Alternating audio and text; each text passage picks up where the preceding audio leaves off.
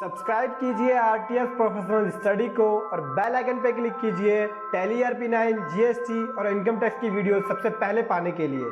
E-way bill for job work.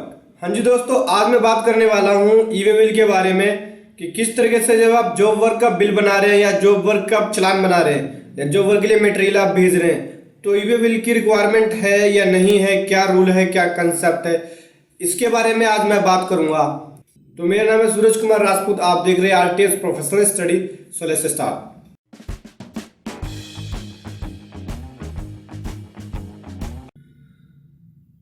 सबसे पहले मैं बात करूंगा इंटर स्टेट ईवे बिल के बारे में। मतलब जब आप इंटर स्टेट में माल भेज रहे हैं जॉब वर्क के लिए तो उसके लिए रूल क्या है ईवे बिल का। देखो, ईवे बिल का रूल ये है, साफ साफ आप रूल 138 के अंदर देख सकते हैं और उसकी जो नोटिफिकेशन है इस वीडियो के लिंक में है। उस नोटिफिकेशन को आप डाउनलोड करके उस नोटिफिकेशन को पढ़ सकते हैं। उसमें साफ साफ लिखा हुआ है कि अगर किसी एक स्टेट से दूसरे स्टेट में मटेरियल डिस्पैच कर रहे हैं जॉब वर्क के लिए तो आपको ईवे बिल जनरेट करना जरूरी है, चाहे 50,000 से वैल्यू उसकी कम क्यों ना हो। मतलब कि 50,000 की वैल्यू को आपको नहीं देखना, अगर उसकी वैल्यू 10 रुपये भी है तो भी आपको ईवे बिल जनरेट करना पड़ेगा। अगर इंटर स्टेट में आप जॉब वर्क का माल भेज रहे हैं तो मतलब एक स्टेट से दूसरे स्टेट में जब आप जॉब वर्क का मटेरियल सेंड करेंगे तो आपको ईवे बिल बनाना ही पड़ेगा, चाहे 50,000 से वैल्यू कम क्यों ना हो। ठीक है, इस रूल को आप पढ़ सकते हैं, इस वीडियो के डिस्क्रिप्शन में उसका लिंक है। ठीक है, तो अब समझ में आ गया कि मतलब अगर आप जब भी मटेरियल भेजेंगे एक स्टेट से दूसरे स्टेट में तो आपको ईवे बिल बनाने की जरूरत पड़ेगी। लिमिट, यहाँ पे लिमिट कुछ भी नहीं है, 50,000 से वैल्यू कम भी है तो भी आपको बनाना होगा।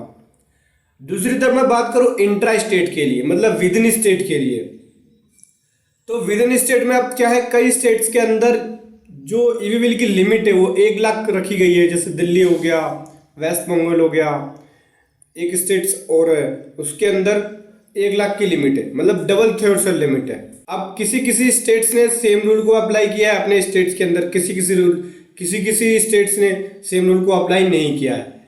ठीक, तो मेरी एडवाइस ये रहेगी अगर आप इंटर स्टेट भी जॉब वर्क कर रहे हैं तो आप उसके लिए ईवे बिल इशू कर सकते हैं। क्योंकि अगर आप ईवे बिल बनाए चाहे नहीं बनाए, लेकिन जब आप जॉब वर्क की रिटर्न फाइल करेंगे तब आपको डिटेल तो शो करनी ही पड़ेगी। तो जब आप डिटेल रिटर्न में दिखाएंगे तो ईवे बिल बनाने में मेरे ख्याल से कोई प्रॉब्लम नहीं होनी चाहिए। अगर ईवे बिल बनाएंगे तो बेस्ट रहेगा आपके लिए, इन फ्यूचर आपके लिए बेस्ट रहेगा, आपका रिकॉर्ड भी रहेगा और इजीली आप रिटर्न भी बना सकते हैं। भैया ये मटेरियल भेजा था, आप देख के रिकनसाइल भी कर सकते हैं कि हाँ ये मटेरियल मैंने ईवे बिल की साइट से भेजा था जॉब वर्क के लिए, तो वहाँ से आप इजीली चेक कर सकते हैं। इंट्रा स्टेट के लिए भी आप जॉब वर्क का ईवे बिल बना सकते हैं।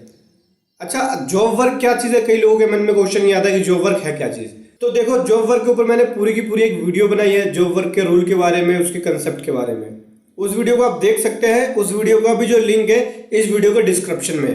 तो इजीली आप समझ सकते हैं कि जॉब वर्क है क्या चीज़, उसमें क्या चालान बनाना है, किस तरीके से उसके स्टॉक को मेंटेन करना है, सारी चीज़ें मैंने बताई है। ठीक, अब मैं आगे बात करता हूँ कि भैया जब आप जॉब वर्क का ईवे बिल बनाएंगे तो किस तरीके से ईवे बिल बनाएंगे। तो ईवे बिल की साइट पर चलते हैं, वहाँ बताता हूँ कैसे बनाना है आपको ईवे बिल जॉब वर्क के लिए।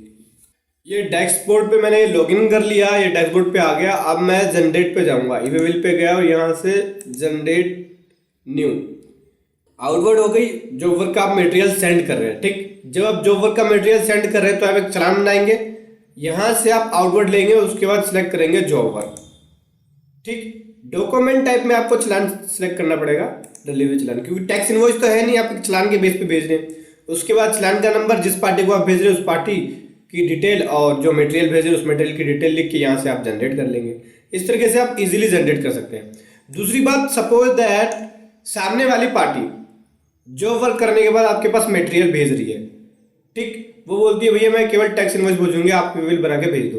तो उस केस में क्या होगा, आप चालान के बेस पे वो एक चालान बना देगा, चालान के बेस पे आप एक इन्वर्ट सेलेक्ट कर लेंगे और यहाँ से सिलेक्ट कर लेंगे जॉब वर्क रिटर्न। ठीक, इन्वर्ट ले लिया और यहाँ से ले लिया आपने जॉब वर्क रिटर्न और यहाँ से ले लिया डिलीवरी चालान। डॉक्यूमेंट नंबर जो भी आपका वो रख लेंगे, पार्टी की डिटेल जो भी है। तो इस तरीके से आप जॉब वर्क का माल रिटर्न आपके पास आएगा, तो इस तरीके से आप जॉब वर्क रिटर्न का माल भेज सकते हैं। ठीक है, तो इस तरीके से आप ईवी बिल को जनरेट कर सकते हैं। बाकी चीज़ें आप भर लेंगे, ऐसे प्रोडक्ट की डिटेल, जो भी प्रोडक्ट आप भर रहे हैं, और सबमिट करके यहाँ से आप जनरेट कर लेंगे। अब ये जब आप ईवी बिल बनाएंगे तो इसकी एक प्रॉपर रिटर्न भी आपकी फाइल होगी। रिटर्न किस तरीके से फाइल होगी? गुड्स सेंट, जो आपने गुड्स भेजा है जॉब वर्क के लिए और फिर गुड्स आपके पास रिसीव भी हुआ है, ठीक। तो प्रिंसिपल ने जब गुड्स भेजा और प्रिंसिपल के पास गुड्स रिसीव हुआ तो उसकी एक पूरी डिटेल फाइल होती है, रिटर्न फाइल होती है, जिसका नाम है ITC4। उस रिटर्न के अंदर आपको सारी डिटेल फर्निश करनी होती है। उस रिटर्न को कैसे प्रिपेयर करना है ये भी मैंने बताया है अपनी वीडियो के अंदर। उस वीडियो को आप देख के समझ सकते हैं कि आप ITC4 को कैसे प्रिपेयर करें। उस वीडियो का लिंक भी इस वीडियो के डिस्क्रिप्शन में है, तो देख के आप समझ सकते हैं कि इजीली कैसे आप जॉब वर्क की रिटर्न प्रिपेयर करें। सो दोस्तों, वीडियो कैसा लगा आप जरूर बताएं। मन में कुछ क्वेश्चन हो ईवी बिल से रिलेटेड या जॉब वर्क से रिलेटेड तो आप कमेंट बॉक्स में लिख सकते हैं। हमारे चैनल को लाइक करना ना भूलें और सब्सक्राइब करना ना भूलें। ज़्यादा से ज़्यादा इस चैनल को लाइक कीजिए, सब्सक्राइब कीजिए, उन लोगों के पास पहुंचाइए जो जॉब वर्क के बारे में नहीं जानते हैं, जॉब वर्क में ईवी बिल कैसे जनरेट करना है उसके बारे में नहीं जानते हैं। Thank you so much.